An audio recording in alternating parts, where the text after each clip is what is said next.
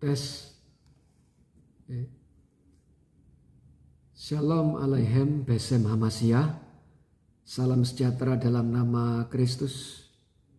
Pada kesempatan ini saya akan coba untuk mereaksi sebuah video yang dirilis beberapa hari lalu dari sebuah channel YouTube bernama Tidak Biasa. Nah, channel ini digawangi oleh seorang murtadin asal Aceh bernama Ilyas Zulkifli atau biasa dipanggil Bang Zul. Judul video itu adalah masalah teologis yang muncul ketika mengatakan hanya kemanusiaan Yesus yang mati.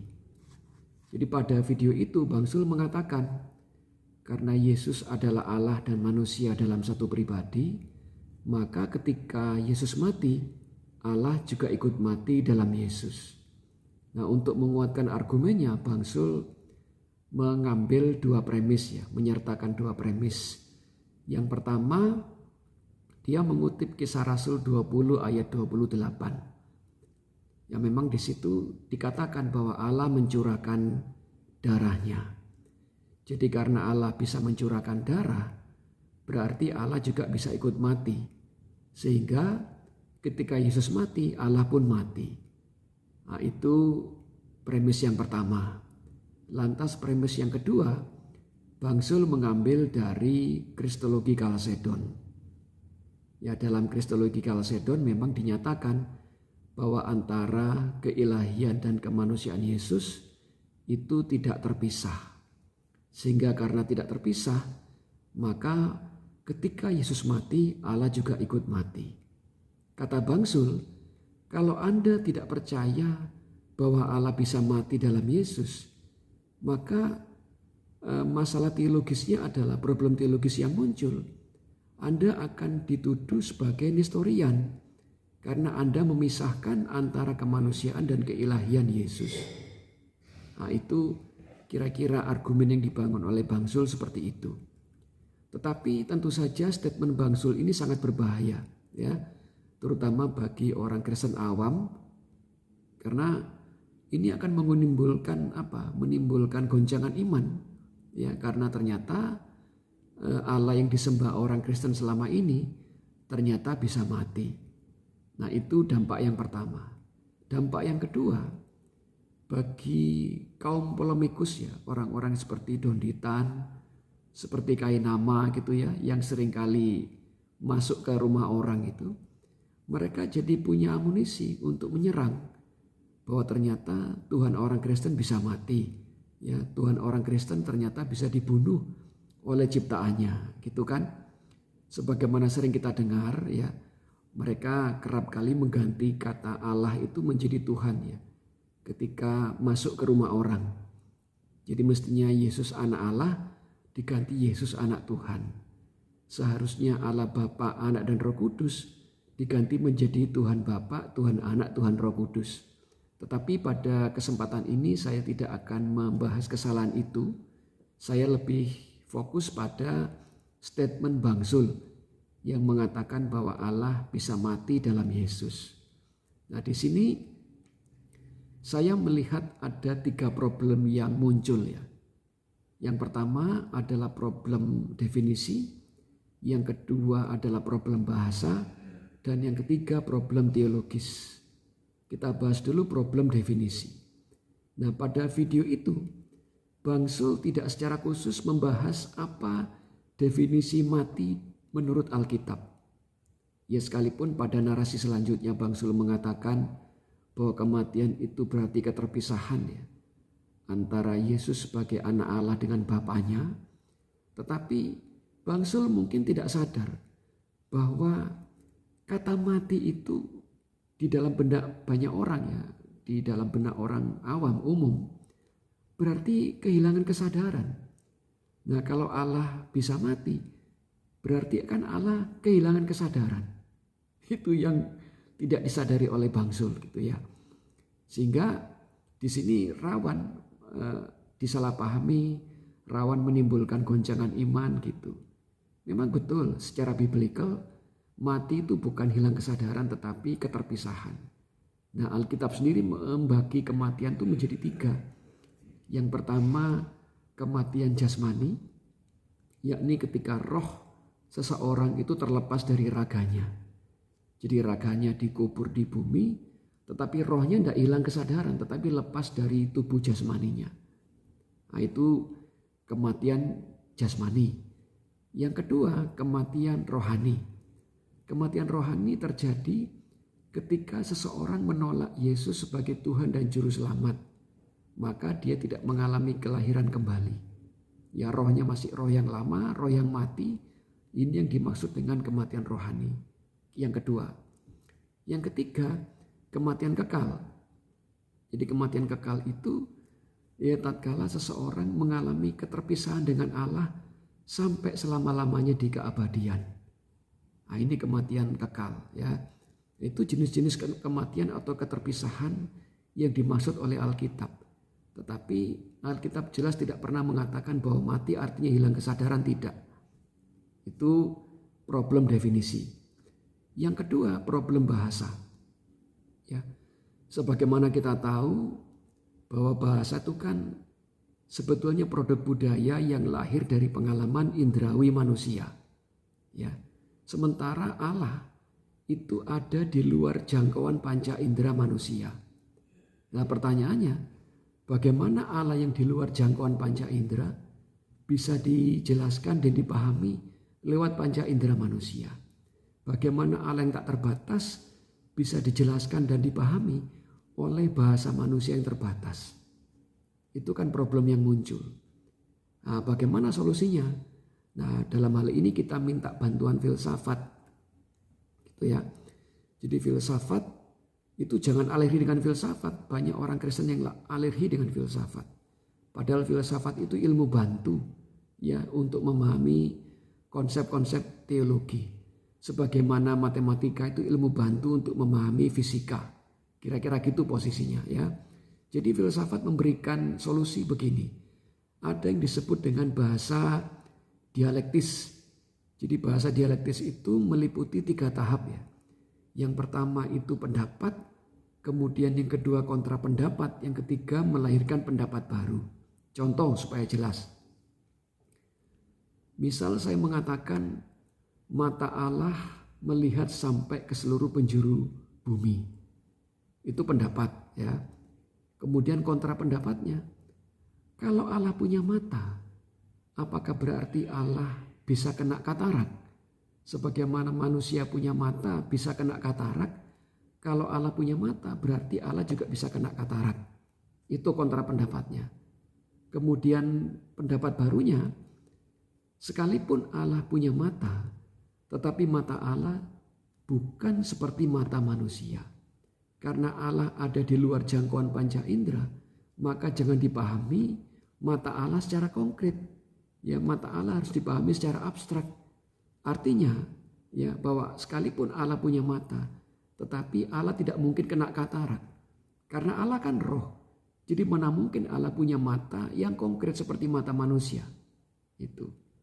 Jadi itu bahasa dialektisnya begitu. Nah, kalau kita terapkan kepada Kisah Rasul 20 ayat 28 yang tadi diambil ya oleh Bang Sul, Allah mencurahkan darahnya. Itu pendapat. Kemudian kontra pendapatnya, ya kan berarti Allah bisa kena kanker darah dong karena dia punya darah. Allah bisa kena leukemia. Itu kontra pendapatnya.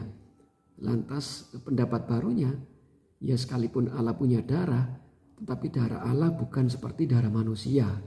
Darah Allah bukan darah yang konkret karena Allah itu roh. Allah bukan manusia. Sehingga tidak mungkin Allah kena kanker darah, kan gitu. Jadi yang sering terjadi itu karena orang tidak belajar filsafat. Kalau orang belajar filsafat, dia akan tahu ketika dia membaca kalimat alegoris, jangan dipahami secara konkret. Demikian juga ketika orang membaca kalimat konkret, jangan dipahami secara alegoris. Nah, kesalahan Bang Sul, dia menafsirkan bahasa alegoris secara konkret. Itu kesalahannya Bang Sul.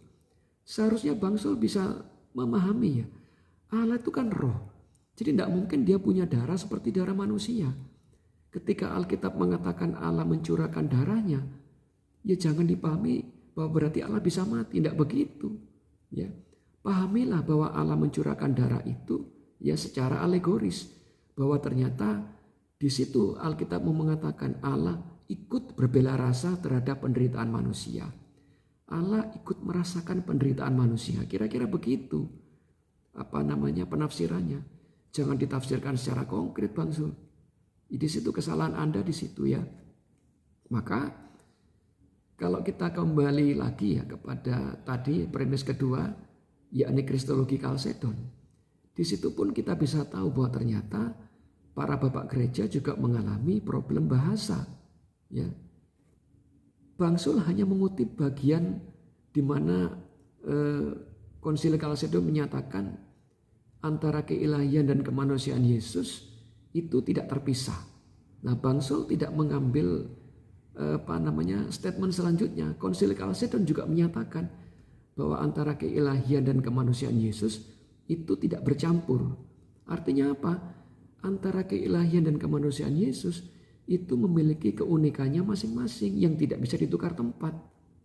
Gitu. Sehingga ketika Bang Sul mengatakan Allah ikut mati, itu berarti Bang Sul mencampur adukan antara keilahian dan kemanusiaan. Itu ya. Jadi karena Bang Sul ini kan katanya dulu mantan Muslim.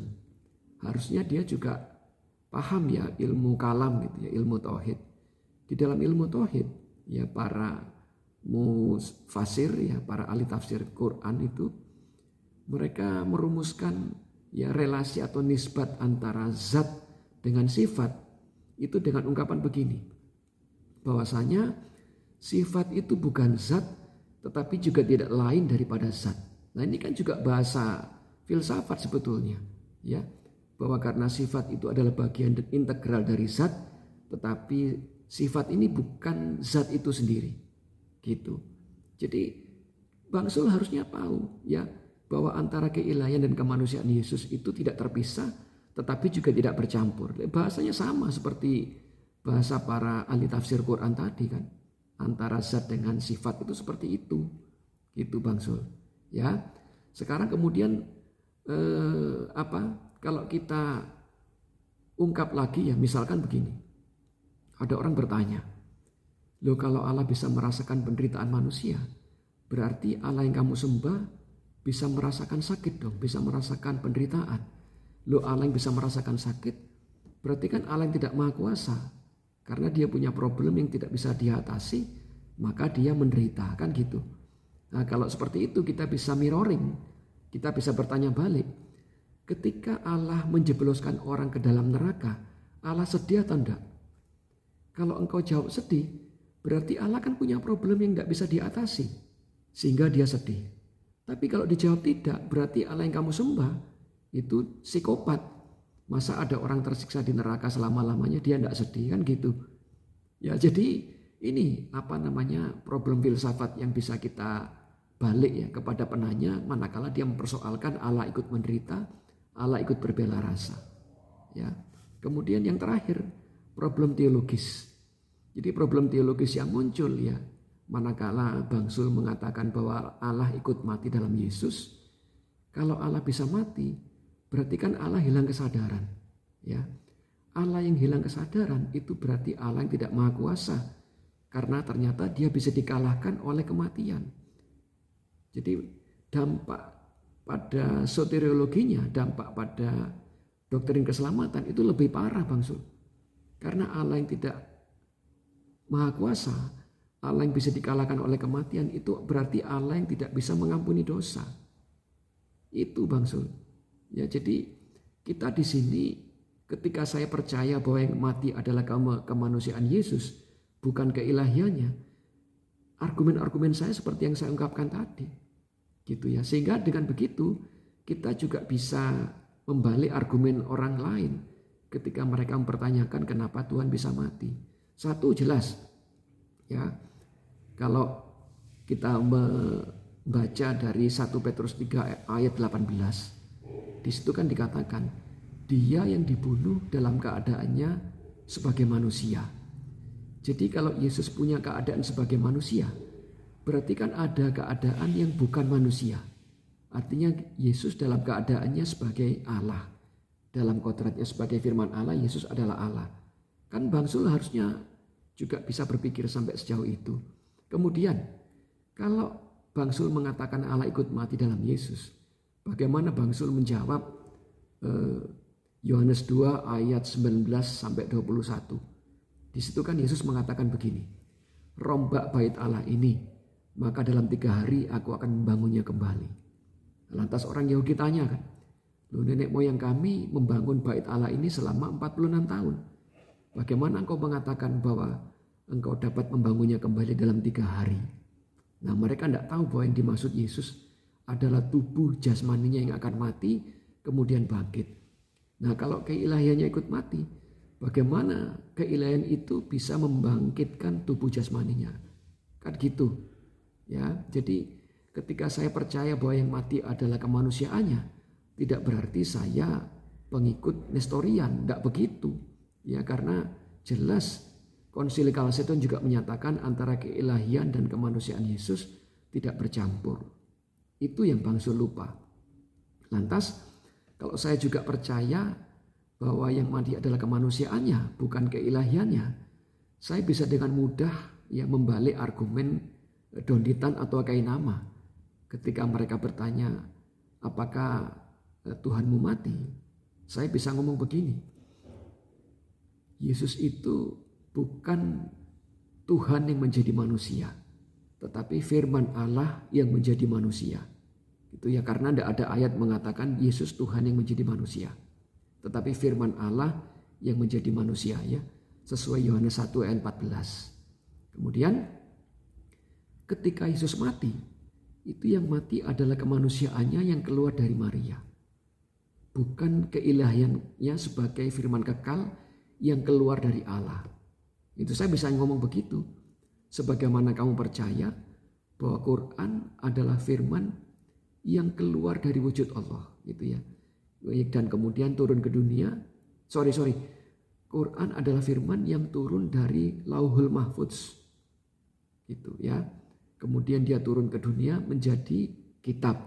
Nah, ketika kitab itu dibakar orang di Swedia, ya, mereka kemarin kan ada berita Quran dibakar kan. Apakah berarti firman Allah ikut terbakar? Kan tidak. Yang terbakar hanyalah kertasnya. Pasti Donditan ngomong begitu. Tetapi kodrat atau hakikat Quran sebagai firman Allah tidak ikut terbakar. Ya kan sama.